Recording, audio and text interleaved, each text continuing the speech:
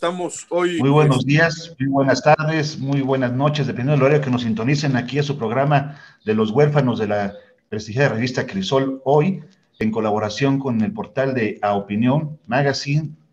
Esta es una producción en coordinación. En esta mañana nos acompaña aquí con los huérfanos, aparte de Enrique Pimentel, el amigo Alfredo Alonso Ruiz Esparza, quien es colaborador de la revista y que en los últimos tiempos de esta época de la pandemia ha estado muy participativo analizando las cuestiones biológicas y ecológicas del fenómeno del COVID y tocando algunos puntos sociales. Enrique, por favor. Muy buen día, Diego, muy buenos días, Alfredo, gracias por la invitación. Quiero comentar que Alfredo es un amigo, un viejo amigo, a pesar de que es muy joven. Alfredo Alonso Ruiz Esparza es ingeniero bioquímico por la Universidad Autónoma de Aguascalientes, tiene una maestría, además maestro en medio ambiente, y ha sido secretario de Medio Ambiente del Estado de Aguascalientes, ha sido procurador del medio ambiente, tiene una experiencia académica y tiene una experiencia en el campo forense sobre medio ambiente. Y efectivamente, Alfredo nos hizo favor de publicar una serie de artículos, entre 17 y 20 artículos.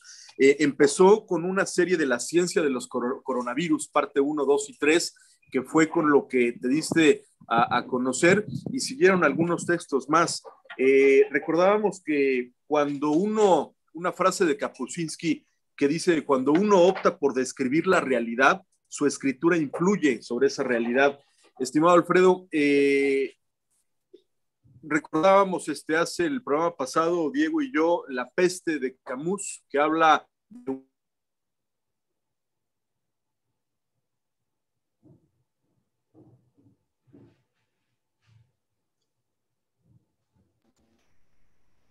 Bueno, como que Enrique se nos fue, ¿verdad? Bueno, hablábamos de La peste de Camus y también hablábamos de La peste de Devonfort, y en estos momentos pues notábamos cómo era una novela construida a través para explicar el existencialismo, y Devonfort hacía notas periodísticas que mucho luego no respetaba la construcción etnográfica de los personajes, ¿no? Pero bueno, aquí estamos ahora y con Alfredo, que ha sido colaborador continuo en estos temas. ¿Qué nos ha traído de enseñanza ahora esta pandemia? Bueno, pues primero muchas gracias, Diego, Enrique, por esta distinción de invitarme a platicar un poco más ahora bajo este formato de Crisol Hoy, de hacerlo de viva voz. Y efectivamente, bueno, pues la preocupación principal de un servidor como ambientalista y como especialista en el tema de la bioquímica, pues me surgió la necesidad también de comunicar algo que yo estaba de alguna manera pues tratando de descifrar, quizá como muchos lo hicimos al principio de esta pandemia, qué era lo que estaba sucediendo, cómo estaba aconteciendo en otros países, qué esperábamos que sucediera aquí en nuestro territorio, en nuestra casa, en nuestra ciudad. Y pues llegó el momento en el que en uno de los chats, por cierto, el de Crisol, empezamos a comentar ahí lo que cada quien teníamos de información.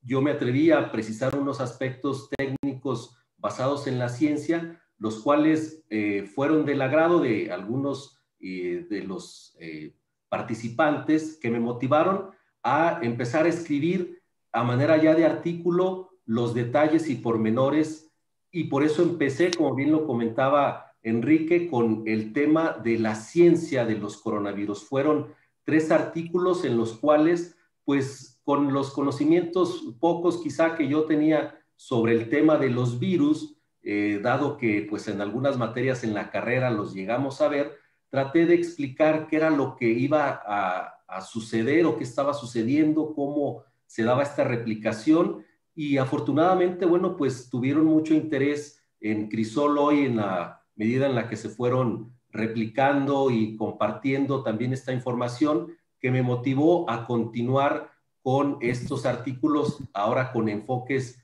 más buscando la practicidad, qué hacemos con esa información. Y como bien comentas, Diego, Enrique, el tema de la peste de Camus de los 40, pues también fue inspiradora porque nos hizo relatos de qué era lo que estaba sucediendo en esa ciudad que quedó aislada, que quedó sitiada, cómo la gente fue transitando entre un estado de ánimo primero de incredulidad, de que no iba a pasar nada, de que se vieran esas ratas muertas en las escaleras y que de repente pues se murió el portero, y después fue creciendo la situación, un momento en el que la gente se acostumbró a ello, pero cuando vinieron las malas noticias, entonces pues se quedaron muchas personas atrapadas en esa ciudad, y parece que ese relato lo vivimos también en carne propia, muchos que decidimos tomar esta cuarentena pues de manera quizá un poco drástica, pero era lo que nos decían las autoridades. Les veía yo ayer, estaba yo revisando hoy en la mañana algunas fotos de medios y veía en Guadalajara, además de que se están llenando los bares, los antros, los jóvenes están abarrotando este tipo de lugares sin sana distancia y sin cubreboca. Y se prevé una tercera ola muy complicada de contagios. Probablemente, pero esto no es nada más una cuestión de México. La semana pasada, en Londres, en algunos parques, jóvenes abarrotaban los parques y desafiaban a la autoridad porque ya están cansados de estar recluidos. Es probablemente un fenómeno mundial. Ciertamente no es sencillo, pero ¿cómo transmitimos esta preocupación, Alfredo, Diego? ¿Cómo les decimos que necesitamos tomar cuidados y que no podemos salir a la calle porque esto es una situación delicada que puede costar la vida? Sí, es correcto. Bueno, desde mi óptica, efectivamente no es sencillo, y probablemente esto se debe al mal manejo de la comunicación que ha tenido el gobierno nacional aquí en México desde mi punto de vista, porque no estamos mejor que hace un año, estamos peor que hace un año. Para estas fechas, la cantidad de infectados es ahorita la misma cantidad de muertos. Estamos hablando de cerca de 430. Teníamos hace un año infectados, pero ahora esa cifra es de decesos lamentables. Estamos como quizá a finales de julio del año pasado con valores muy altos de contagios, pero nos han vendido la idea en los medios en las últimas conferencias vespertinas de que esto ya está controlado. Bueno, el presidente mencionó que se había controlado desde el 13 de abril del año pasado, ¿verdad? Cuando en realidad apenas estábamos entrando, y esto pues causa mucha confusión, pero también no establece pues una estrategia que toda la población pueda seguir y hacer sus planes en función de ello, y algunos quizás están saliendo creyendo que ya se controló, y otros sí por hartazgo, otros por rebeldía, y otros también todavía falta mucha información que tristemente, bueno, yo he visto que no ha habido evolución por parte de las áreas de salud pública a nivel nacional, para que a estas alturas pues ya nos hubieran dicho todos los días: tienes que comer esto, esto te va a favorecer, hagamos ejercicio de esta manera, cuidemos nuestra salud. Simplemente nos están presentando la misma gráfica todos los días, con pequeñas variantes, hasta que ya encontraron la forma de hacernos sentir que esto ya se controló, y en realidad no es así. El caos, porque estamos en un caos, por ejemplo, hay lugares, estados donde dicen que ya se va a levantar la restricción escolar, que ya están pensando en que los chicos empiecen a regresar a las escuelas de un modo híbrido, le llamo yo, es decir, algunos días de manera presencial y otros días desde su casa. ¿Realmente está preparado el país para el retorno a este tipo de actividades? o yo considero que no, que en este momento todavía tenemos que redoblar esfuerzos. Sin embargo, también eso tiene que ver con un factor económico, tiene que ver con muchas situaciones que probablemente el gobierno no está pudiendo controlar y entonces está dejando que fluya. No sé si en otros lugares es más fácil controlar, me imagino que sí. Hablar de una población sueca que tiene 5 millones de habitantes no es lo mismo que hablar de una población de 120 millones. Y lo comentabas tú en alguno de tus artículos, cuando comparabas Japón, que tiene 120 millones de habitantes y que sin embargo su tasa de contagios y el control por la cultura de su población había sido un manejo muy diferente de la pandemia. ¿Qué le podemos decir a ese mexicano de a pie, a esos mexicanos que tienen ahora más de 70% que viven en situaciones de tener que salir todos los días a la calle a ganarse un pan y que probablemente tienen que salir, pero deberían de hacerlo bajo ciertas condiciones de cuidado? ¿Qué hacemos con todo esto? Y como bien apuntas, ha habido además una política que ha chocado con los gobiernos municipales y gobiernos estatales, sobre todo cuando son de una extracción de un color diferente. ¿Qué podemos hacer ahí, Alfredo? ¿O realmente estamos en una situación donde la población civil es la que tiene que ir empezándose a tomar acciones y a tratar de que esas acciones contagien, esa buena opinión contagie a los demás?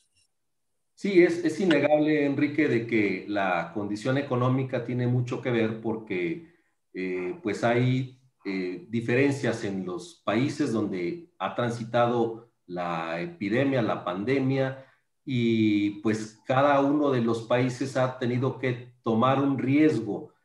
Pero a mí me llama mucho la atención que incluso, por ejemplo, el caso alemán es el que más me gustó analizar, pues la propia Angela Merkel llegó a mencionar que era válido dar un paso atrás cuando se tenía que privilegiar lo más importante, que era la salud, y ellos pues establecieron las primeras políticas de apoyo hacia aquellos que estaban quedando desempleados, aquellas empresas que estaban teniendo que cerrar y que efectivamente pues había que tomar acciones diferentes.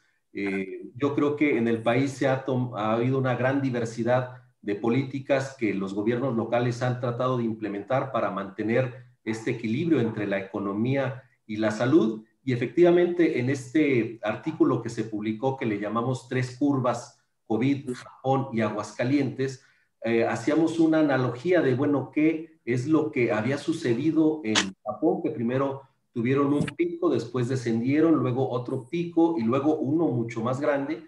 Y aquí tratábamos de alertar que tuviéramos cuidado de que no nos fuera a suceder lo mismo que en Japón, porque bueno, Japón para nosotros es un referente porque aquí en nuestra entidad pues está la industria automotriz con principal capital japonés, y pues algo teníamos que aprender también de los japoneses, y era esa cultura de usar el cubrebocas, esa cultura de cuidar del otro, esa cultura de también, pues, tomar en serio la vida, porque se nota que ellos respetan mucho a la vida. Nosotros tenemos una canción que dice, la vida no vale nada, y parece que la aplicamos de esa manera porque despreciamos la vida de los demás y a veces arriesgamos la propia. Y coincido con lo que comentas de que efectivamente ahorita, ya en 2021, hay unos estados que han tenido un mejor comportamiento y que están ya en semáforo verde, pero también en alguno de los artículos tratamos de orientar cuál tendría que ser el momento adecuado para declararnos en verde en función de lo que la propia autoridad nacional señaló, pero que después no respetó. Uno de los artículos que me llamó la atención, efectivamente, hablaste, por ejemplo, el factor de contagio COVID, lo publicamos en Crisol hoy el 20 de abril de 2020, y hablaste después, el 29 de abril de 2020, el fin del coronavirus, el plan alfa.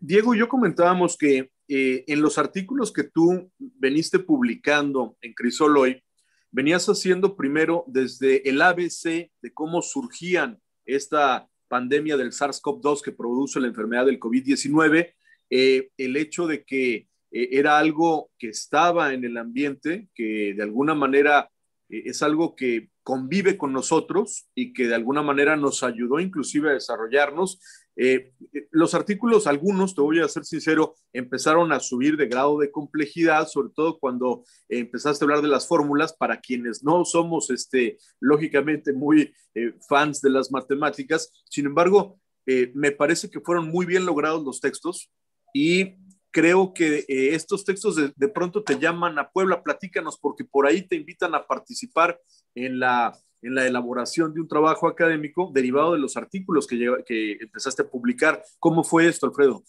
Sí, claro que sí, con todo gusto. Y perdón, hace un momento creo que interrumpí a Diego.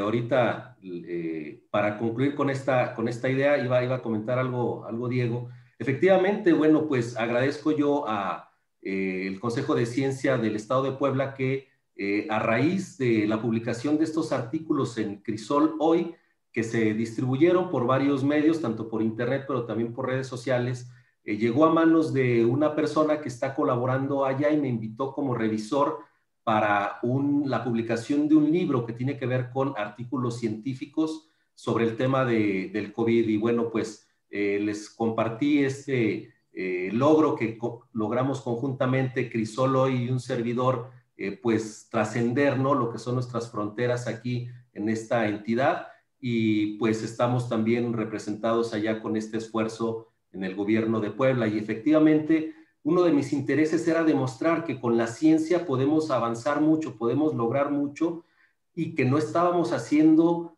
uso de ella aquí en el país. Incluso grandes científicos habían sido relegados de la decisión en tema de política pública.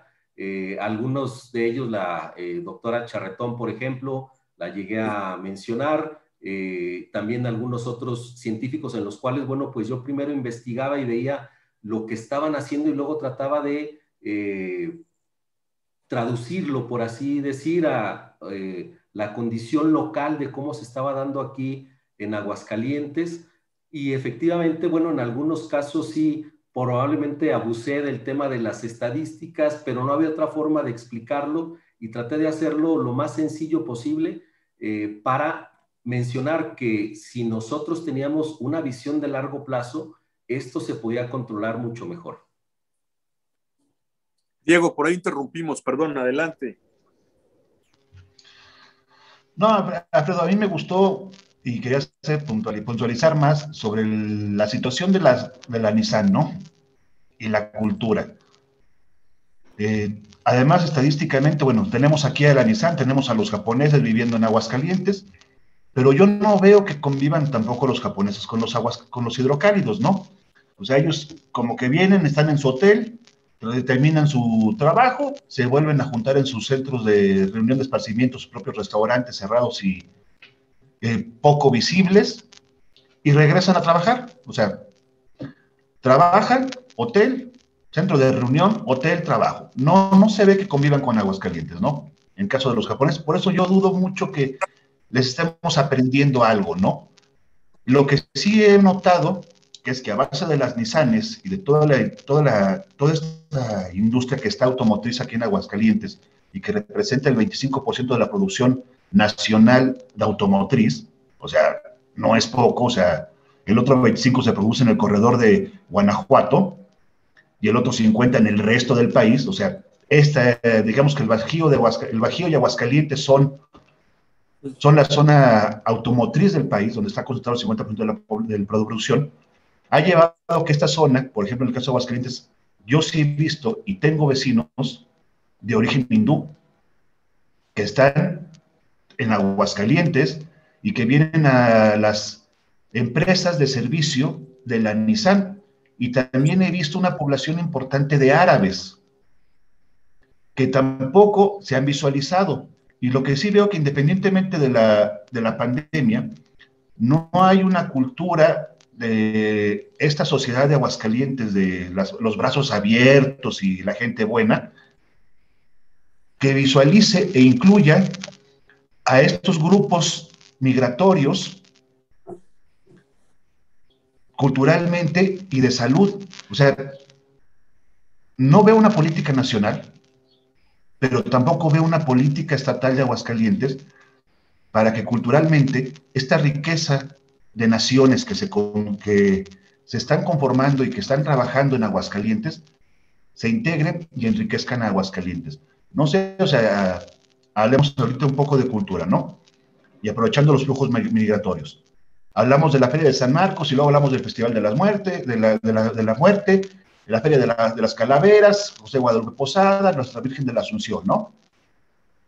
El Cristo roto del Encino, el Cristo roto, el Cristo negro, bueno.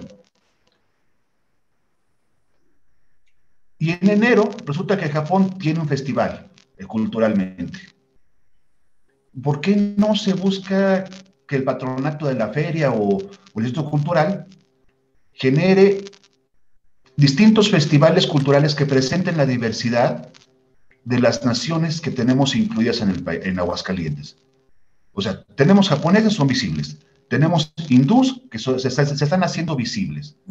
Tenemos árabes de distintas nacionalidades que están haciendo visibles. Y empezamos a tener una comunidad de judíos. Y alemanes. Y a pesar de todo, y alemanes. O sea, y cada uno tiene su festividad nacional.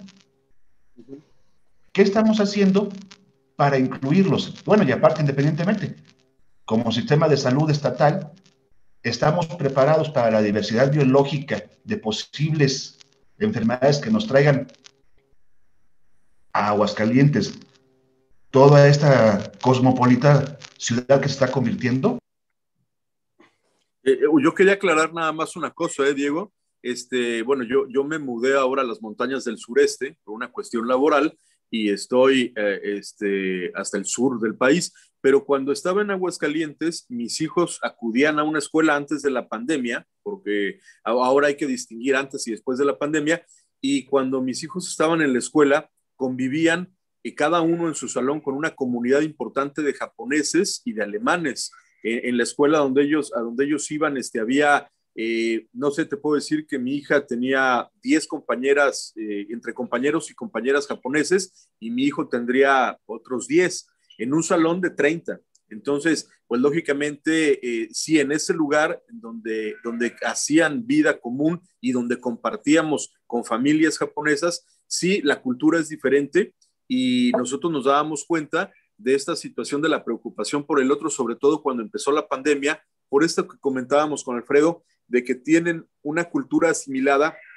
de cuidarse y de inmediatamente nosotros lo veíamos, por ejemplo, antes de la pandemia, que si uno de los niños tenía gripe, iba con cubrebocas a la escuela o avisaba y no iba a la escuela antes de la pandemia. O sea, ellos tenían incorporado este cuidado y como dice Alfredo, la cultura del cuidado por el otro. ¿Por qué me pongo un cubrebocas para salir a la calle?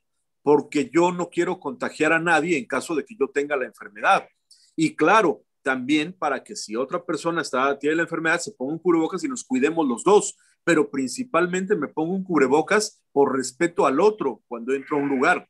Eso es principalmente. Esa cultura la tienen arraigada. Ojalá lo bueno de todas las culturas lo pudiéramos asimilar y arraigar. Eso sería la conclusión a la que yo llegaría. No sé, Alfredo, ¿qué opinas en esto?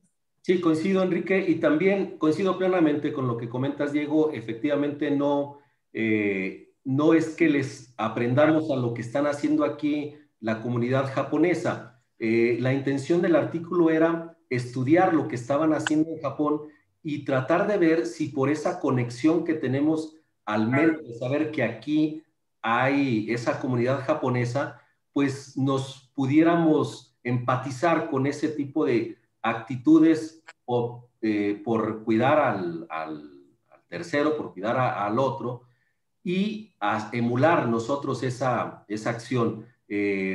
También te comento en algunos de los artículos donde ahondamos en los temas de estadística, dentro de la distribución que se hacía y la que me encargaba también yo de dispersar, la hacía algunos directivos de la Nissan en temas de medio ambiente, sobre todo porque fue una de las primeras empresas, primero que cerró y después que pues tuvo que abrir ya en la reactivación económica y se trabajaron algunos ejemplos de qué pasaría cuando lleguemos a esta reactivación en el tema del transporte, en el tema de los asintomáticos, en el tema de la convivencia en los comedores de la convivencia en las zonas de producción y en las zonas administrativas, y cómo realmente un pequeño cambio podía detonar lo que después observamos que sí sucedió, pero que afortunadamente estos artículos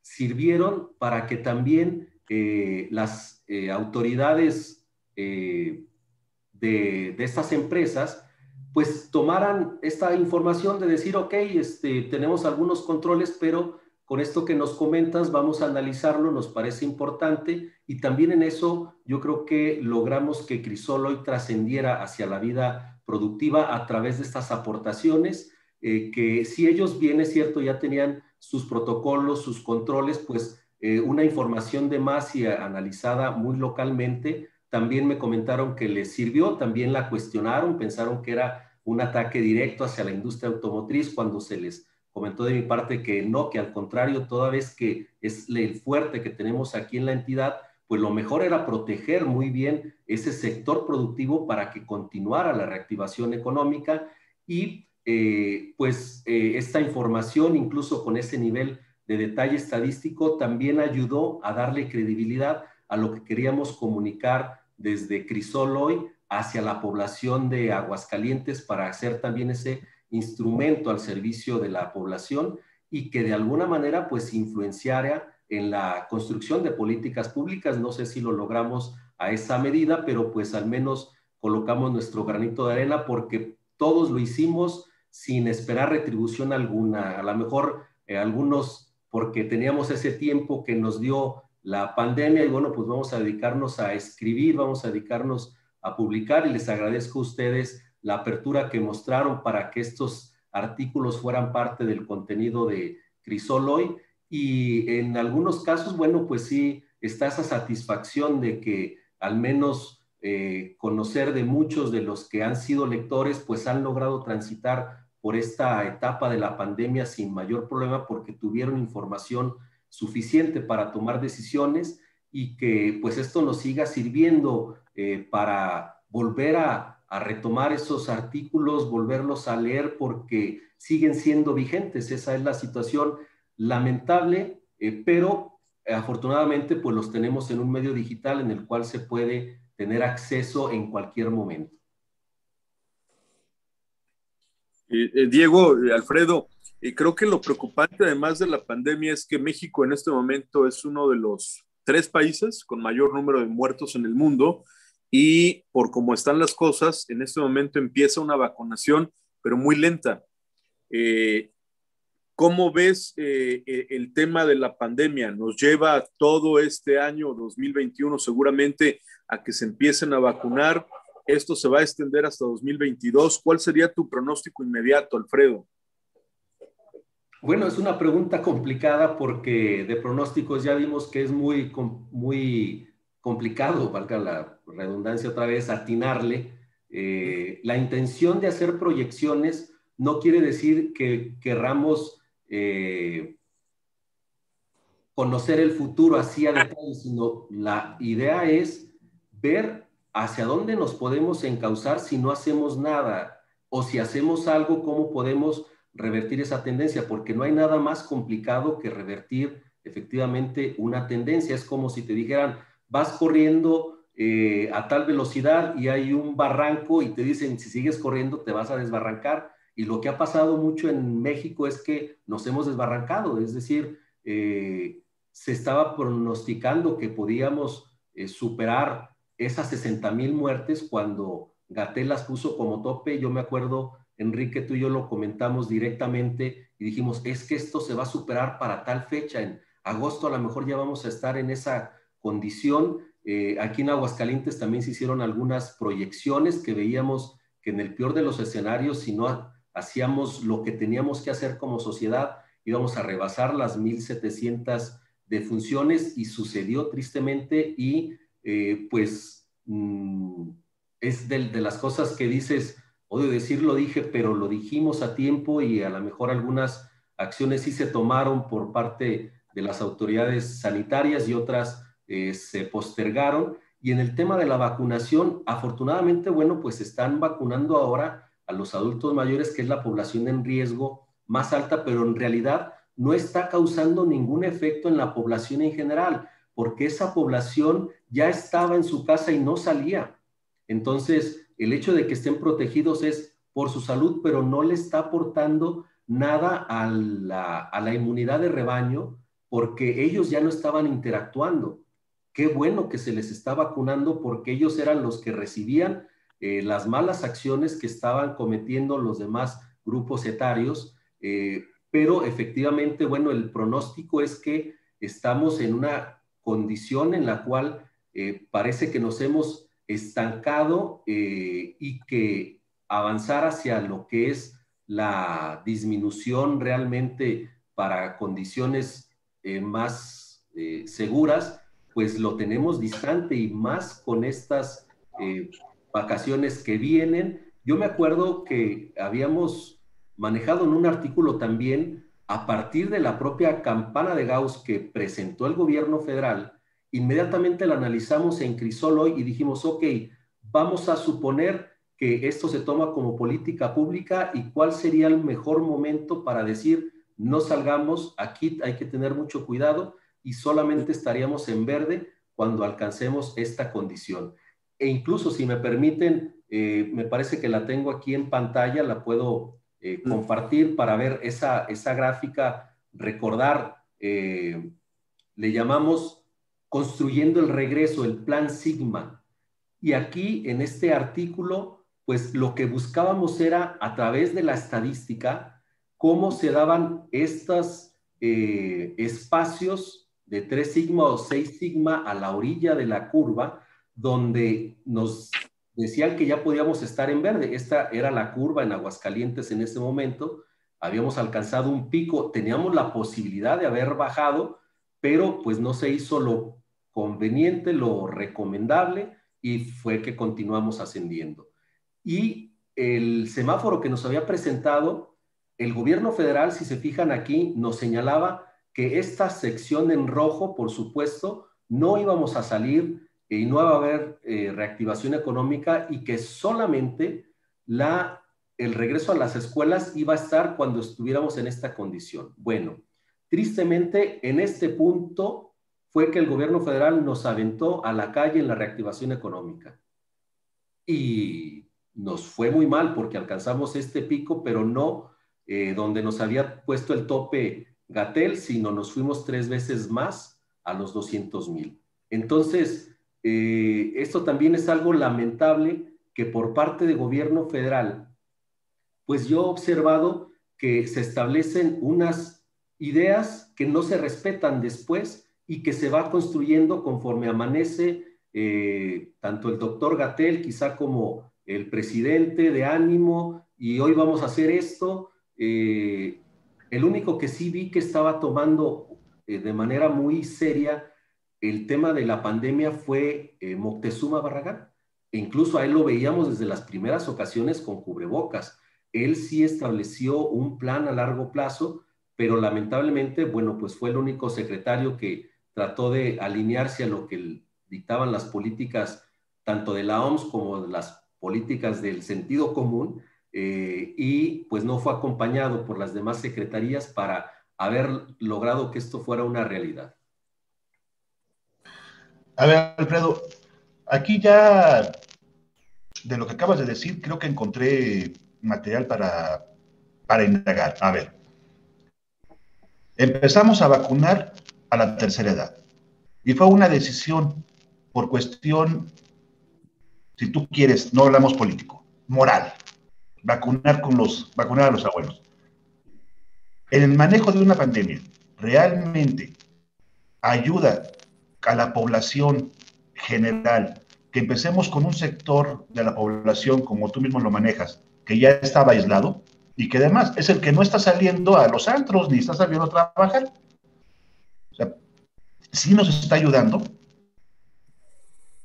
Como bien comentas, Diego, es una deuda moral que se tenía que saldar y cumplir, porque se da por consecuencia de todas las malas decisiones que llevaron a que fueran los jóvenes los que terminaran contagiando a sus abuelos, y que la tasa de defunción se fue principalmente hacia ese grupo etario. Y que también dada el engaño que vivimos en diciembre por parte de las autoridades federales que nos dijeron que ya habían hecho contratos con N cantidad de empresas y que nunca mostraron esos contratos, pues nos hicimos a la ilusión de que ya todos iban a recibir su vacuna y que incluso nos presentaron un plan de vacunación que decía que para este mes de mayo, que es el próximo mes, toda la población ya va a estar vacunada, todos. Y pues bueno, pero entonces en ese mismo plan, perdón Alfredo, pero ese mismo plan, entonces, tiene intenciones morales de ir sobre qué ciertas poblaciones atender en primer lugar, ¿no? Dijeron adultos mayores y el sector salud, que ahora vemos que no han atendido el sector salud, ¿no? Y tampoco están todos los adultos. Y luego grupos vulnerables, enfermos, hepatitis, hipertensión, etc., ¿no? Pero entonces, para el efecto de inmunización de rebaño, hubiera sido preferible la clase obrera, o sea, ir a los centros de trabajo y vacunar en los centros de trabajo. Sí, para alcanzar una inmunización de rebaño tienes que hacerlo parejo, como lo están haciendo en Estados Unidos, incluso tratando de encontrar cuáles son aquellas zonas vulnerables, incluso por el comportamiento que ha tenido la población. Y hemos observado, por ejemplo, en Estados Unidos, la población de color es muy renuente al tema de las vacunas porque tristemente experimentaron con ellos, con el tema de la sífilis hace unos 30, 40 años, que no les dijeron que ya estaba la cura y continuaron con ellos sin vacunarlos por el interés científico, dijeron, y dejaron que se murieran muchos de los que estaban bajo este tipo de análisis. Eso hizo que la población de color se alejara de cualquier política de salud pública por parte de Estados Unidos y por lo tanto ellos, identificando que va a ser muy difícil que se quieran vacunar, han privilegiado la vacuna de Johnson & Johnson, que es la que solamente se requiere una sola dosis para lograr la inmunidad, y la Pfizer y la Moderna, pues las han destinado para la población blanca, también a la población latina le están proporcionando tanto la de Johnson y la de Moderna, porque tiene una estrategia global y lo escuchamos desde que el presidente Biden tomó posesión, estableció su meta de 1 millón de estadounidenses por día que iba a vacunar, 1 millón, y lo ha triplicado. Ha tenido días en que han sido más de 3,5 millones, porque su meta eran 100 en los primeros 100 días. Entonces, ellos están tomando parejo. Por supuesto, también hay una política muy directa hacia el sector salud, pero al sector de la primera línea, que hay que diferenciar que la primera línea no es nada más el que está atendiendo directamente en las áreas COVID a las personas enfermas, sino la primera línea es todo el sector salud, incluyendo sus guardias de seguridad, ya no digamos, por supuesto, las enfermeras, los que atienden las farmacias, el personal que hace el aseo, la gente de mantenimiento, porque ellos en su lugar de trabajo constantemente están teniendo el riesgo porque es a donde llegan los enfermos de COVID, quizás sin saberlo. La primera línea también son esas áreas de servicios públicos, por ejemplo, el área de limpia, que no puede dejar de trabajar. Esa tiene que considerarse como la primera línea de atención, y así muchas otras del sector médico, los dentistas, por ejemplo, pues son personas en donde en todos los demás consultorios está el enfermo con su cubrebocas, el doctor con su cubrebocas, pero en el caso de los dentistas es el único que tiene cubrebocas y el enfermo con la boca abierta, no queda de otra. Entonces, todas esas políticas que no ha atendido el gobierno nacional, sino que nada más se dedicó al sector salud, que estaba atendiendo directamente a los enfermos de COVID, y por tratar de ganar, tristemente en el tema de la política, se enfoca hacia el sector más vulnerable, que qué bien que lo hizo así, pero ha desatendido otras áreas, ya no digamos el sector productivo, que aquí el gobierno del estado, hay que reconocer, trató de buscar inmediatamente que se le permitiera a las empresas el poder conseguir la vacuna para que efectivamente el sector productivo estuviera también ya protegido, porque es el que se está exponiendo, sobre todo el de la manufactura, para hacer esa derrama económica que pueden tener los demás sectores, que muchos de ellos pues sí tienen trabajo en casa, se pueden resguardar un poco más, pero el sector manufacturero tiene que acudir a las plantas a trabajar. Y bueno, pues muchas de esas intenciones se han quedado en el tintero porque pues el gobierno nacional no se dedicó en realidad a conseguir las vacunas como sí lo hizo Chile.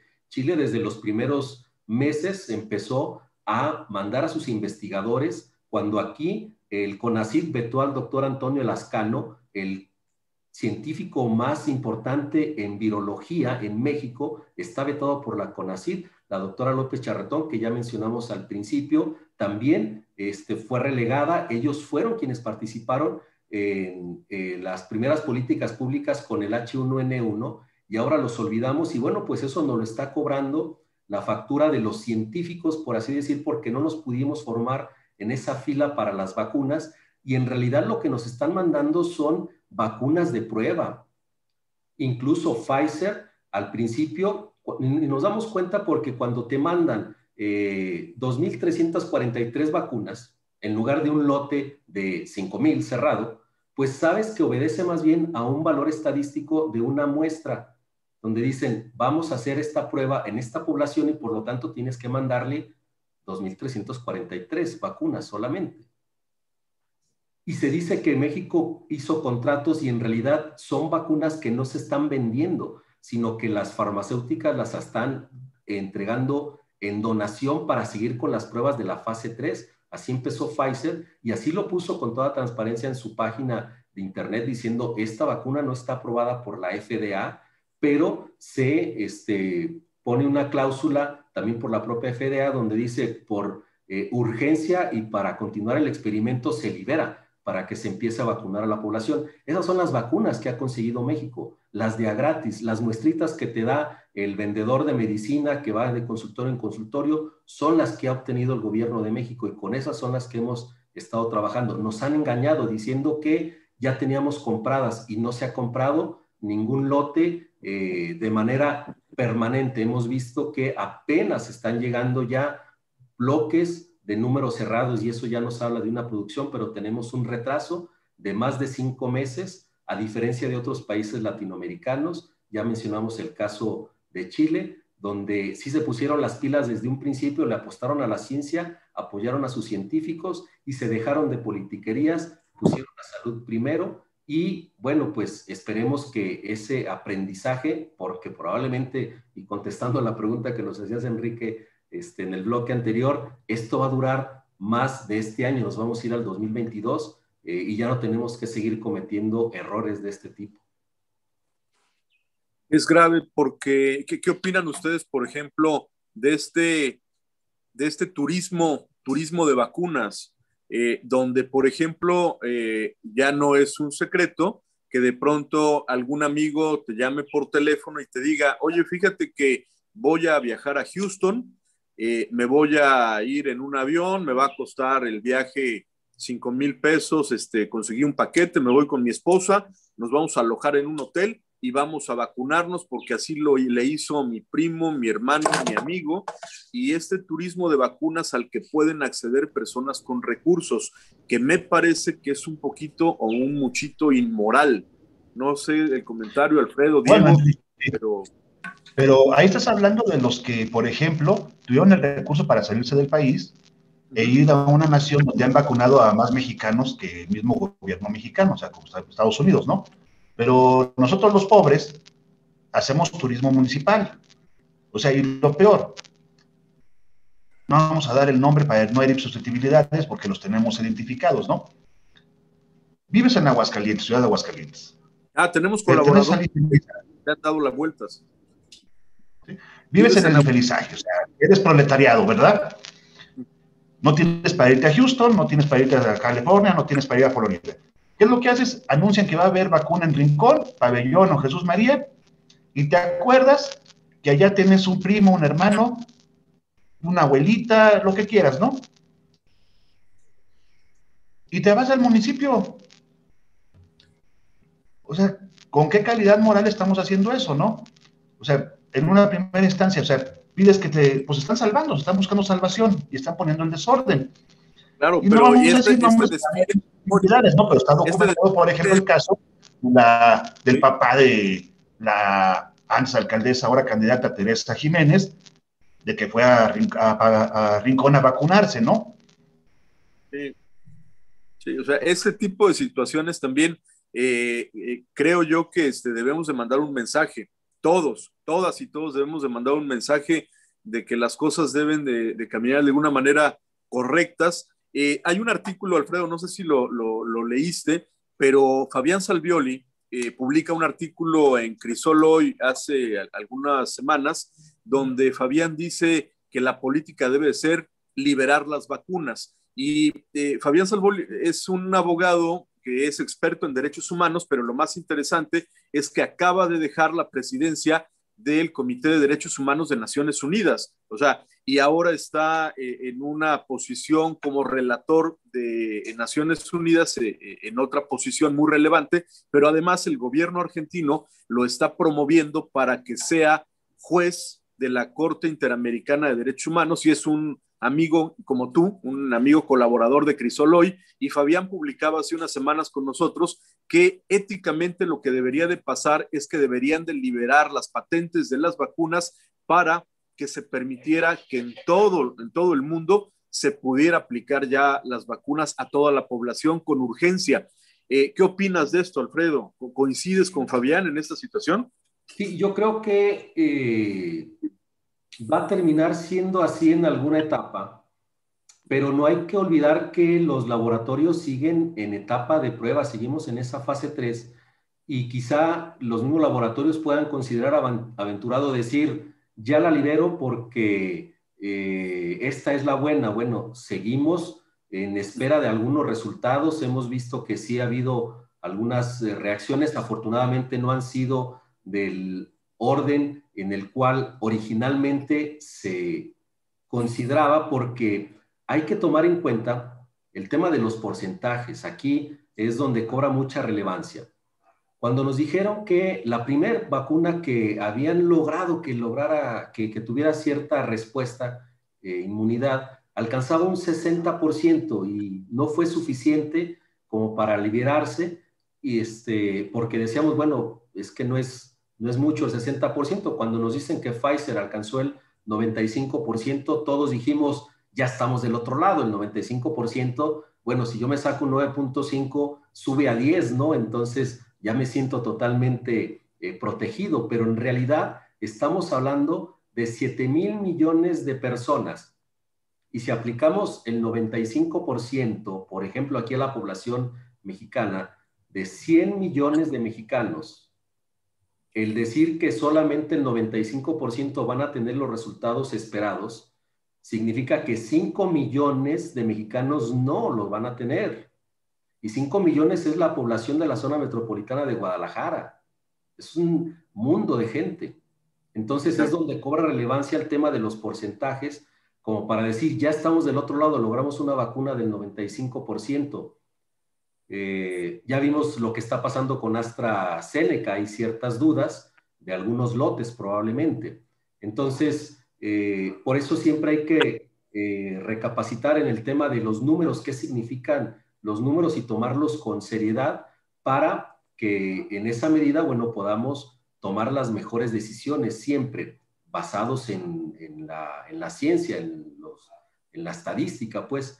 Efectivamente, el tema de que las vacunas tienen que estar disponibles para todo es lo más conveniente para cualquier, bueno, así lo están haciendo en los países del primer mundo, ellos sí están teniendo la vacuna, incluso están motivando a la gente que no se quiere vacunar cuando aquí estamos deseosos de que llegue la vacuna.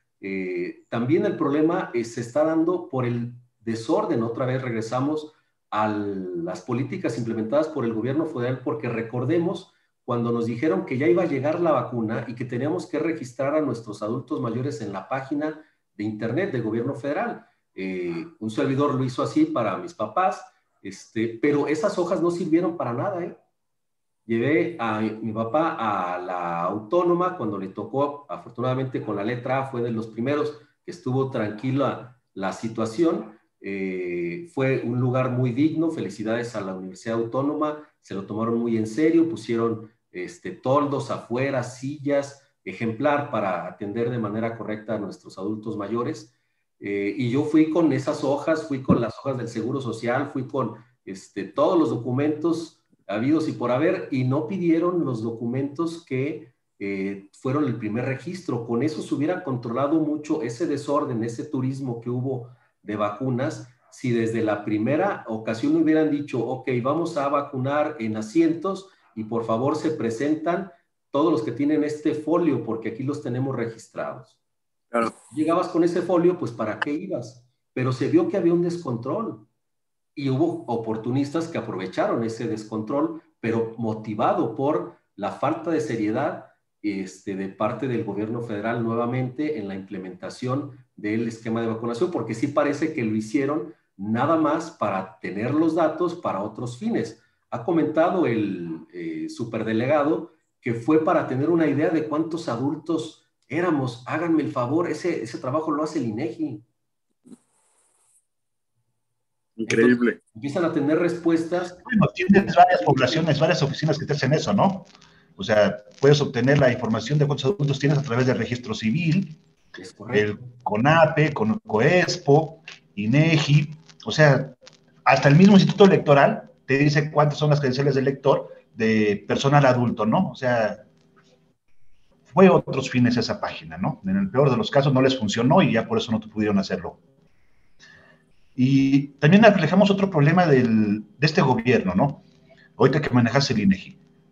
O sea, como manejamos otros datos, Gatell presenta información de cuántos infectados y muertos vamos, y el INEGI te enmienda la nota y te dice, no, son más y estamos en el doble, ¿no?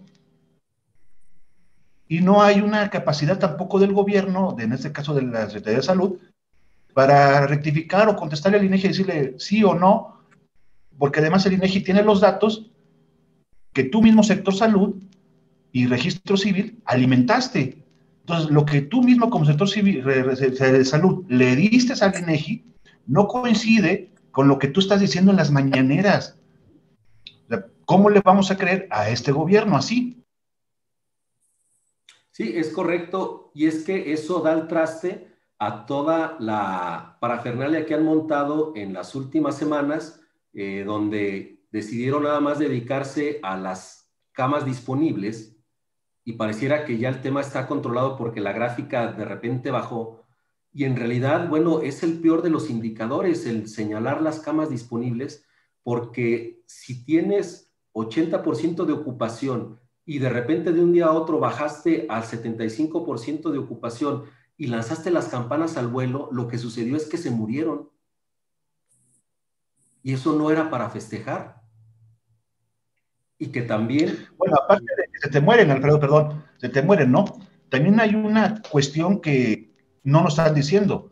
O sea, desde que, por ejemplo, en Aguascalientes tenemos que la Clínica 1, que era donde estaban las especialidades, destinada exclusivamente a atender enfermos COVID o enfermos con problemas de respiración, pues las citas de oncología, trauma y otras especialidades que se estaban llevando ahí, no se están atendiendo. Entonces, ahorita pareciera que el sector salud, no pareciera, o sea, está evocado única y exclusivamente a atender y resolver el problema del COVID y las enfermedades que tenía la población, hipertensión, diabetes, cáncer, etc., no se están atendiendo. No se está llevando a cabo esa atención. Es ahí. ¿Hay algún estudio que maneje cómo va a venir ese rebrote y cómo va a afectar, pues, al final de cuentas, en defunciones y en calidad de vida?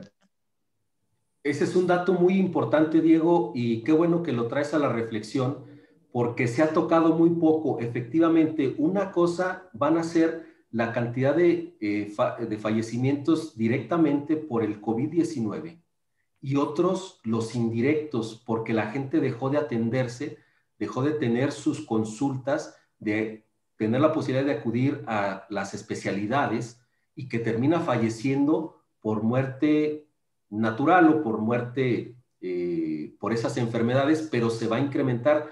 Y ese dato ya nos lo había dado el presidente del INEGI aquí en Aguascalientes por ahí del mes de agosto del año pasado, en una entrevista que le hicieron aquí en un programa local con Alberto Viveros, él llamó esa atención, dijo, sí, yo tengo un dato de que en ese entonces iban 45,000 decesos por COVID, pero él mencionó, sin embargo, de todas las demás enfermedades hemos encontrado un aumento importante. Muy pocos captaron de qué era lo que estaba sucediendo, no le dieron mucha importancia y se siguieron con el dato nada más del COVID, porque se decía que de por sí ya los decesos de COVID iban a resultar mucho más de los que estaba reportando el sector salud. Pero para ese entonces, que todavía no estaba tan separada la disparidad entre los muertos reales y los muertos oficiales, ya se estaba dando un sesgo importante en las demás, en la demás mortandad de las otras comorbilidades, sin que estuvieran asociadas directamente al COVID, pero sí por esta condición que comentas de que las clínicas han estado cerradas para las especialidades, la gente ya no se ha atendido como antes se venía haciendo, y eso es un fracaso también para la política de salud pública a nivel nacional, porque todas esas muertes no se tuvieron que haber dado si se hubiera tenido un plan nacional de atención, no nada más de la pandemia, sino de todas las otras enfermedades que ya las teníamos casi a nivel de pandemia, como la diabetes y como algunas otras. El tema complicado aquí, Alfredo y Diego, y es un tema muy complejo porque hay no solamente desde los gobiernos que tienen otros datos, sino también estos grupos que existen, lamentablemente, grupos como los terraplanistas, como los antivacunas, y este tipo de grupos que dicen, por ejemplo, que no es tan grave la pandemia del COVID, que se mueren muy poquitos, que no es para tanta alarma mundial y que de alguna manera también provocan una distorsión en los medios de comunicación y que están bombardeando con mensajes al sector productivo, al sector familiar, y que están diciendo ya, por ejemplo, hay empresarios y personas que tienen la posibilidad de tener un eco, que salen diciendo que se mueran los que se tengan que morir, lo importante es levantar la cortina y hay que vender televisiones, hay que salir a la calle, hay que hacer la vida como si no pasara nada, cuando realmente todas y todos tenemos familiares, amigos, compañeras, tíos, tías o alguna persona cercana que ha fallecido por el COVID. Entonces, ¿qué pasa con estos personajes públicos, con estos personajes importantes que dan estos mensajes? ¿No nos complican también un poquito el panorama? No sé qué opinas, Alfredo, cómo lo vea Diego. Bueno, y yo incluiría dentro de estos a personajes como Salinas Pliego, que también ha aventado a la población a la calle a que se arriesgue con tal de seguir teniendo sus dividendos. Y efectivamente son muchos distractores de una enfermedad que todavía no conocemos las consecuencias que va a traer en la población estas secuelas, porque eso es lo más delicado, no es nada más de que nos dé para que ya alcancemos la inmunidad de rebaño, sino que probablemente muchos van a quedar incapacitados en los próximos años porque algunos de estos casos se van a afecciones en el cerebro, en los riñones, en el corazón, y quizá la cantidad de personas incapacitadas laboralmente que vayamos a tener en los próximos años pueda ser mucho más que lo normal. ¿Y qué vamos a hacer? Entonces, no estamos ahorita como para decir ya lo tenemos dominado, ya salgamos todos, total, como dices, Enrique, ya dijeron que se mueran los que se tengan que morir, que se mueran los feos, entonces ya nos vamos despidiendo de este Zoom y pues no, tenemos que tener esa conciencia de que la salud es primero, que estamos realmente en una batalla, en una guerra contra un ser que le han llamado algunos un monstruo, que es esta pandemia derivada por una zoonosis provocada por nosotros mismos como seres humanos, basados en un modelo económico que en realidad lo tenemos que repensar. Porque si queremos reactivar la economía para otra vez poderle comprar el Xbox 10, no sé en cuál vayan, a nuestros hijos, ¿realmente esa es la economía que queremos? ¿Esa es el dinamismo que estamos rogando que vuelva?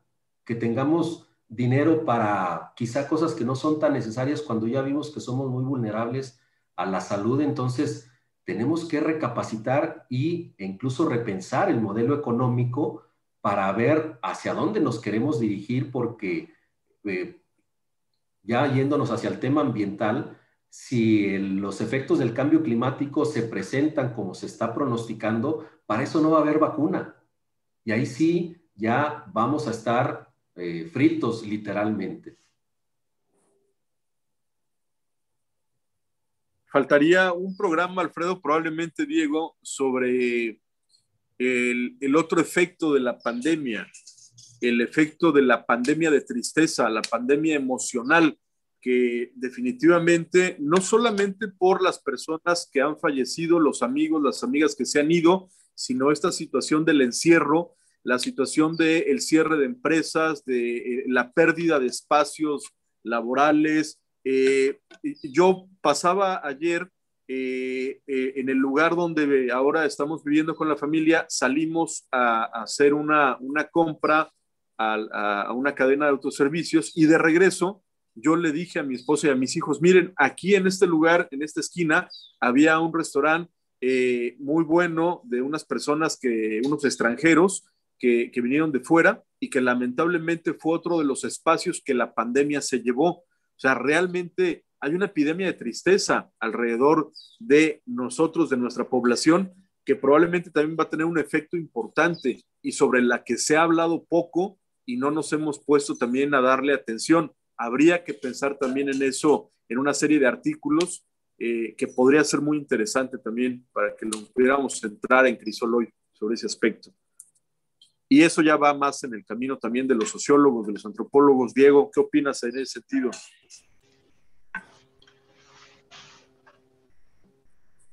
Lo que pasa es que sí estaba viendo ayer, por ejemplo, libros de Anthony Giddens y hablaba sobre, no sobre el problema de la pandemia, porque él todavía no le tocó esta situación, ¿no? Sino cuando hablaba sobre los problemas de las crisis económicas. Y se centraba a países, que en este caso es México, ¿no? Pues hemos vivido en crisis ¿desde cuándo? Desde que yo recuerdo, siempre estamos en crisis. Entonces, ¿hasta qué punto realmente esta crisis, o sea, definitivamente sí rebasa lo que conocíamos, ¿no?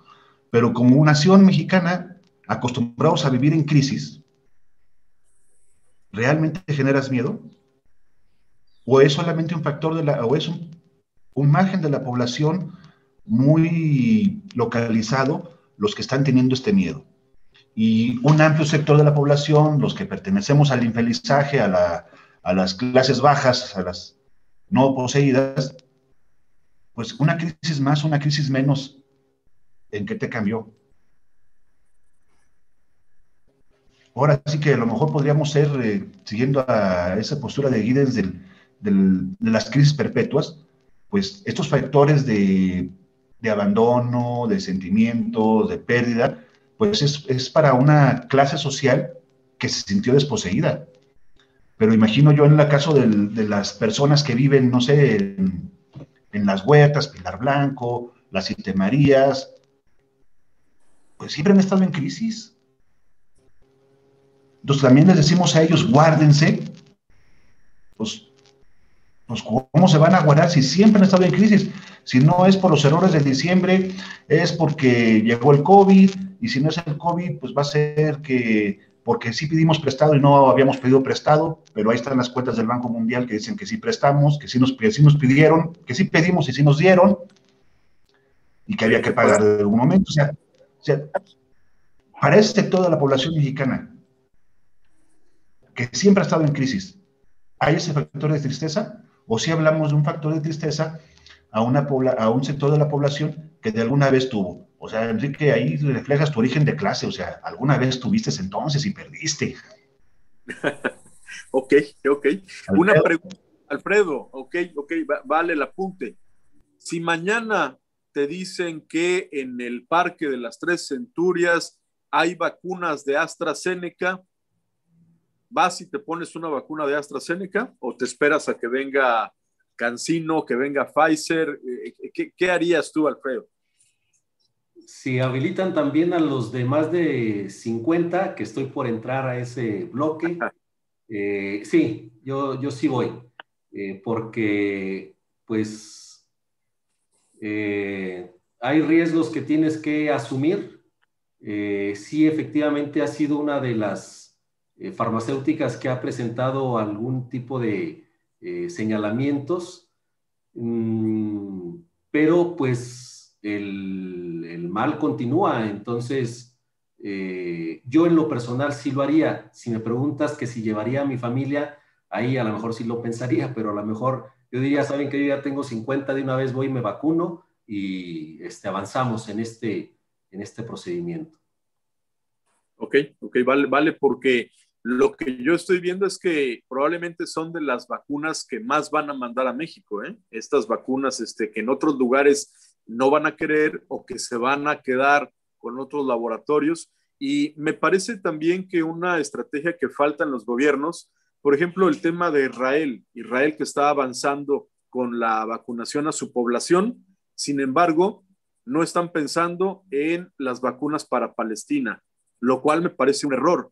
Me parece un error de Estados Unidos pensar en avanzar con 1 o con 2 o con 3 millones de vacunas diarias y que no piensen en esta población migratoria desde Honduras, Salvador, Guatemala y México que va en caravanas a tocarles la puerta. Debería de haber también en ese tipo de países una estrategia de vacunación a cualquier frontera que tuviera la posibilidad de impactar con flujo migratorio a su población. Vamos, creo yo que este es un tema mundial y que no puede ser tratado desde el punto de vista local. Y en ese sentido, porque les gana, el tema es que ciertamente tienes primero que empezar por los de casa, pero el problema, como lo comentabas, Alfredo, tienes que pensar que el que recoge la basura tiene que salir todos los días y lo tienes que poner en la primera línea. En ese sentido, ¿cuándo dejamos de estar en la primera línea en un mundo interconectado en donde te puedes subir un avión y en 12 horas estar en el otro lado del mundo?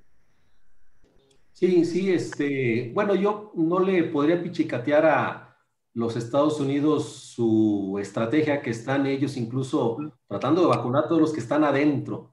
No están sectorizando tanto, más bien están incluso motivando a la gente, están yendo a los templos, están yendo a los grupos de reunión, están habilitando estadios para que la gente vaya a vacunarse, se están haciendo de las vacunas que creen necesarios, porque también ellos han tenido pues el primer lugar no nada más en contagios, sino en decesos. Muertes.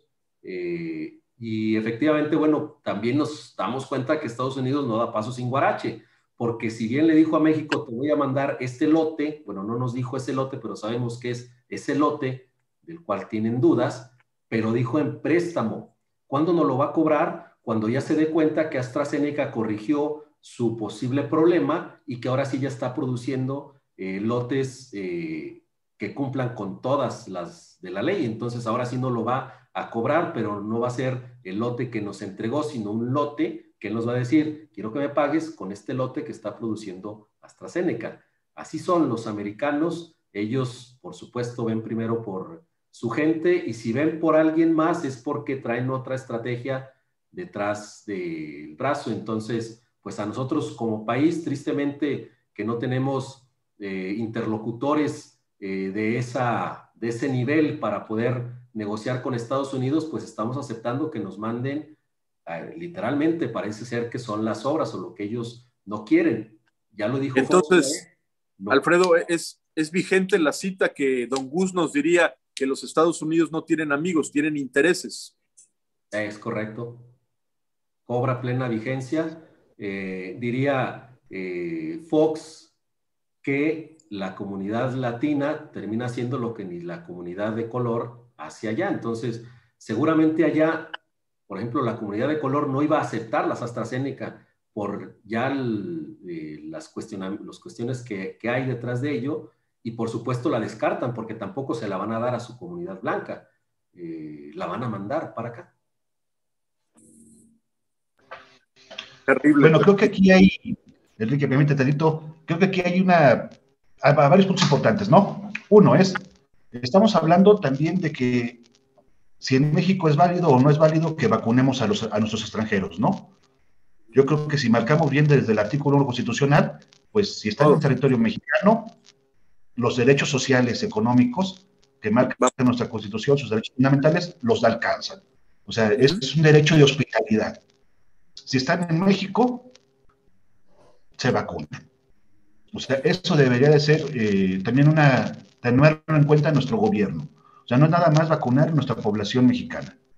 O sea, hablamos mucho de derechos humanos, hablamos mucho del respeto a las diversidades culturales y que si Estados Unidos, que es un país que tiene mucho mayor vigilancia en esos factores de migración, no está poniendo problemas ni resistencia en vacunar masivamente, México, ¿con qué cara lo pone, no? Bueno, Es por una parte, Diego, ¿no? ha habido líderes estatales que son amigos de los que estamos aquí en esta mesa, que de pronto les gana probablemente lo sobrepasa la responsabilidad y dicen, pues no quiero atender a los que no son de aquí, ¿no? Mejor los que sean de algún lugar alejado de un estado vecino, que se vayan a atender a un estado vecino y pues no, hablando en esta misma lógica de atención hospitalaria. No estamos hablando de Orozco, ¿verdad? No, no, no, no, no, no, no, no estamos hablando de nadie que tenga por ahí que se vaya a sentir mal, pero por supuesto que les gana luego esa situación de que yo nada más voy a atender a los de aquí del terruño, no a los de que son vecinos, y no, no es así. Los derechos humanos son para todas las personas y ahí tenemos la responsabilidad cuando tenemos un encargo de atender a todos los que están alrededor. Pero en ese sentido, creo que Alfredo has tenido una serie de artículos que valdría la pena pensar en cómo los replanteamos, probablemente volverlos a recomendar, hacer un dossier en Crisol hoy para volverlos a recomendar y probablemente hacer algunos más artículos de a dónde vamos con esta nueva realidad que se nos impone el COVID y que nos va a llevar todo 2021 y probablemente todo 2022, porque hay un grueso de la población en todo México que no se quiere vacunar y eso también es una realidad porque sienten que son conejillos de indias de laboratorios extranjeros que están pues haciendo pruebas con ellos y que esto todavía no tiene gran efectividad. Por supuesto, si llegara la vacuna, yo también en este momento, por mi condición y mi edad me la pondría, pero hay un grueso de la población que está pensando en no hacerlo, ¿eh? Ese es otro problema grave.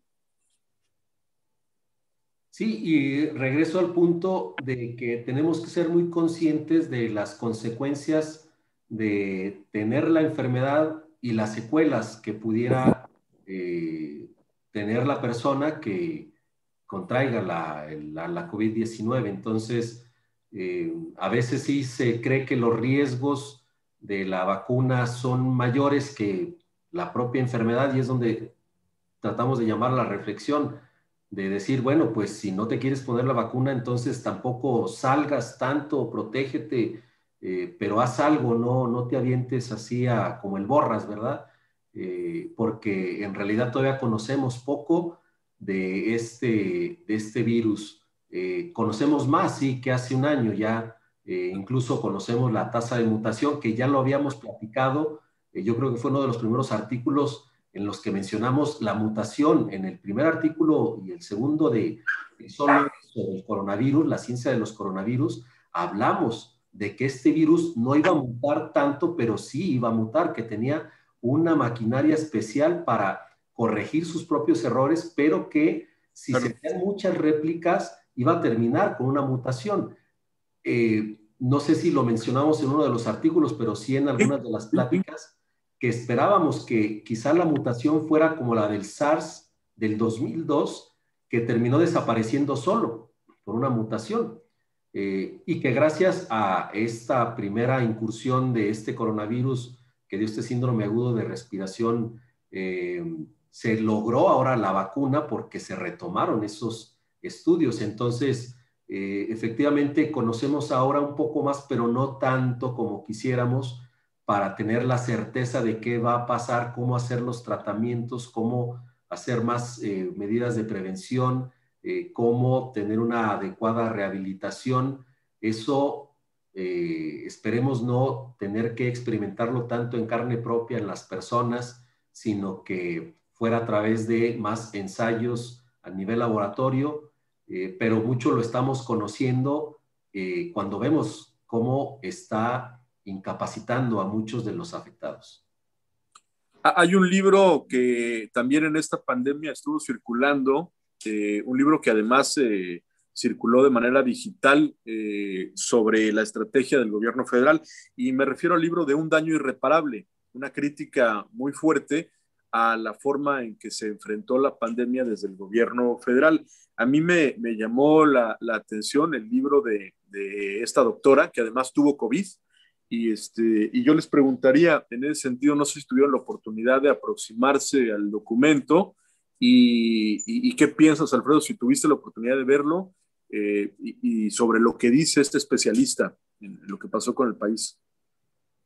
Bueno, ha habido incluso pronunciamientos muy serios, pero que no los tomaron como tal por parte de los exsecretarios de salud que decían, a ver, si lo que ocupan son propuestas, aquí va un compendio de propuestas. Ha habido también muchos médicos, bueno, que han dado su vida literalmente por esta enfermedad, quienes la han padecido y quienes tienen también otro punto de vista por que ellos han hecho el sacrificio mayor, que es dejar de ver a sus familiares o dejar de abrazar incluso a sus hijos. Yo lo puedo hacer con mis hijos en el momento que quiera, pero los doctores no lo pueden hacer, se limitan incluso con sus hijos. Sí he dejado de abrazar a mis padres, he tenido una distancia física Claro. con mis padres, no dejo de frecuentarlos, pero ellos incluso han sido con los seres en su propia casa. Entonces, es algo que sí llama la atención, que no seamos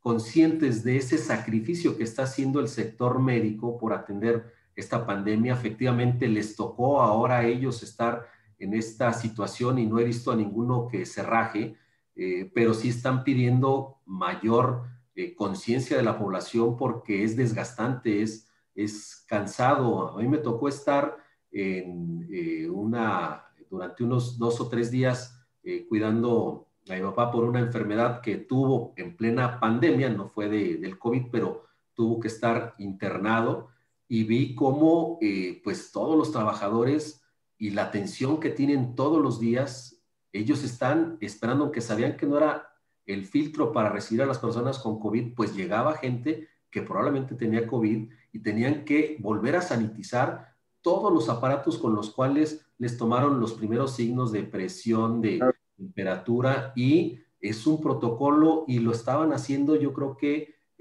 cada 2 o 3 horas de personas sospechosas, y viven ellos con una tensión que pues esto fue, que te comento, llevamos 3 o 4 meses con la pandemia, ya llevamos 12 meses, 13 meses, y el nivel de desgaste que han tenido ellos sí ha sido mucho. Yo creo que sí tenemos que repensar y estar con la mente y con el corazón con ellos, y haciendo un clamor para que las autoridades federales ya les mande las vacunas a todo el sector completo Claro. de los doctores del área del sector público y del sector privado también, porque atienden lo mismo.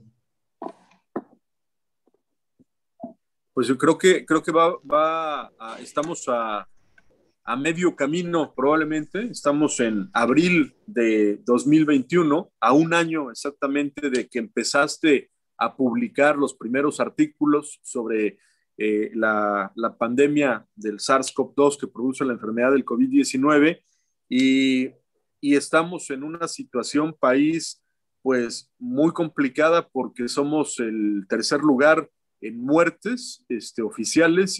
Probablemente si este número de muertes que Diego y tú han comentado se llegaran a registrar, probablemente estaríamos en el segundo lugar o pegándole ya al primero. Entonces, una situación delicada porque no se le ve todavía una salida, una luz al túnel, y probablemente tenemos que redoblar los esfuerzos. Y Crisol Hoy, que es un sitio, una revista que da cuenta de temas principalmente de culturales, literatura, cine, poesía, y que también ha venido retomando temas de actualidad como tus artículos derivado del tema de la pandemia, tendremos que replantear ahora cómo va a impactar todo esto en la pintura, en la literatura, en la música, y cómo vamos a retomar el camino del que todavía nos vamos a tener que acostumbrar, ¿no?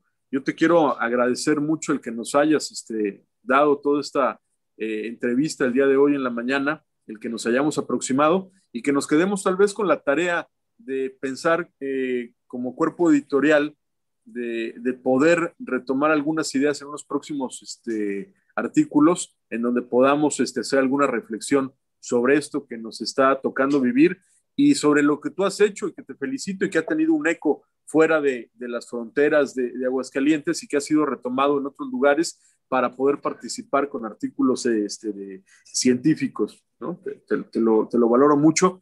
No sé, Diego, si tú quieres hacer un comentario final. No, bueno, el reconocimiento al trabajo académico y profesional de Alfredo, que está sin duda aprobado, es lo que lo llevó precisamente a que en otras latitudes sea considerado, ¿no? O sea, mis respetos, Alfredo, he leído los artículos, a lo mejor no he coincidido en algunas apreciaciones y te los he hecho saber, en otras, pues, me has convencido. Bueno, creo que en la gran mayoría me has convencido. Yo creo que el 99.9% con un error estadístico como del 0.1% me has convencido, que es más que lo se puede esperar de unas encuestas estadísticas sobre preferencias electorales, ¿no? Una última reflexión, y hablando de cuestiones ecológicas, ¿no? Digo, el planeta no tiene conciencia, pero esta aparición de virus no podría también ser respuesta del mismo planeta para tratar de controlar una población que le está haciendo daño, que se llama humanos. Sí, bueno, primero agradezco nuevamente esta oportunidad de participar ahora en este formato y también agradecer el que hayan estado muy cerca y motivándome para escribir estos artículos porque pues se ha dado por una construcción en equipo. Enrique y tú me han motivado a empezar a ahondar en este tipo de detalles, me han dado algunos tips y pues he tomado estos retos que me han lanzado. En algunos otros he visto yo la oportunidad de hablar sobre un tema en específico del COVID y lo hemos comentado y analizado y yo creo que ha sido bien recibido por nuestra población lectora. Les agradezco esta ventana de oportunidad y efectivamente, bueno, la pandemia tiene su origen en el mal comportamiento que hemos tenido los seres humanos hacia el medio ambiente. Eso es evidente porque una zoonosis se presenta cuando invadimos nosotros los espacios naturales, donde ya se encuentra ese equilibrio entre los diferentes microorganismos, o en este caso también los virus, con sus hospederos, y eso ha mantenido las poblaciones en los niveles que las conocemos. Pero cuando nosotros incursionamos en los territorios silvestres o salvajes, donde llevamos detrás de nosotros a las ratas, porque es lo que empieza a colonizar posterior a los humanos, y no estoy hablando de la clase política tradicional, sino estos animales que son los que luego van llevando también estas enfermedades y se ha dado este paso del coronavirus de los murciélagos hacia el pangolín o hacia otra de las especies que ha sido el hospedero intermediario para llegar hacia los seres humanos, pues se dio porque nosotros hemos sido los que hemos deforestado, los que hemos arrasado con esas zonas naturales, que estamos alterando las condiciones climáticas. Ya se decía desde hace más de 10, 15 años que, por ejemplo, el problema del Zika pudiera incrementarse por la variabilidad que iba a haber en las temperaturas derivados del cambio climático. Y pues aquí lo lamentable es que esto del coronavirus es apenas un aviso de lo que puede suceder también. Entonces hay que aprender mucho de lo que estamos haciendo, lo que no estamos haciendo, lo que estamos haciendo mal, cómo tenemos que actuar para no perder lo esencial que es la salud, cómo tenemos que reformular la política económica para que realmente nos dé ese nivel de bienestar que necesitamos solamente y no un nivel de excesos donde estemos dilapidando nuestros recursos naturales que ya nos los está cobrando la propia naturaleza. Efectivamente, la naturaleza, bajo este enfoque de Gaia que nos hablaban ya los científicos que han sido premio Nobel, que es esta madre tierra o esta Gaia, que es un ser vivo.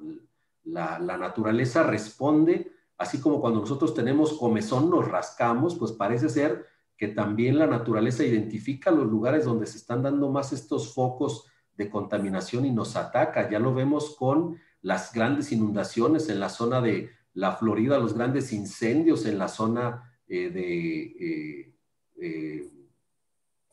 California, por ejemplo, que son esas dos grandes áreas muy productivas, la gran nevada que se tuvo en la zona petrolera de Texas. Pareciera que el planeta identifica de dónde vienen estos males y trata también de atacarlos. Entonces, tenemos que extremar nuestras acciones a favor del cuidado del medio ambiente porque en ello nos va la salud, ciertamente. Pues nada más que agregar que ha sido una espléndida mañana de abril, y que espero que ahora en la edición del programa nos permita ir planteando próximamente algunos otros artículos donde podamos contar con tu participación y con la reflexión de todos los compañeros y compañeras del grupo que forman parte de los colaboradores activos de Crisol hoy. Por mi parte, agradecerte el que nos hayas apoyado con esta agradable charla el día de hoy y que vamos a estar muy al pendiente porque estamos inmersos en esto como una tormenta perfecta en donde tenemos un tema económico, cultural, político, social, que nos va a dar para platicar un rato más. Por supuesto, encantado. Gracias, Diego. Estamos aquí los huérfanos al pendientes de poder hacer otra agenda con otros textos y con otros compañeros para la próxima, ¿vale? Vale. Yo creo que así nos despedimos entonces, ¿no? Muchas gracias por su paciencia a todos aquellos que nos están viendo o nos han escuchado. Recordemos que esta es una producción de Crisol hoy en colaboración con La Opinión y mantenemos esta cita para la próxima semana. Muchas gracias. Gracias. Hasta luego.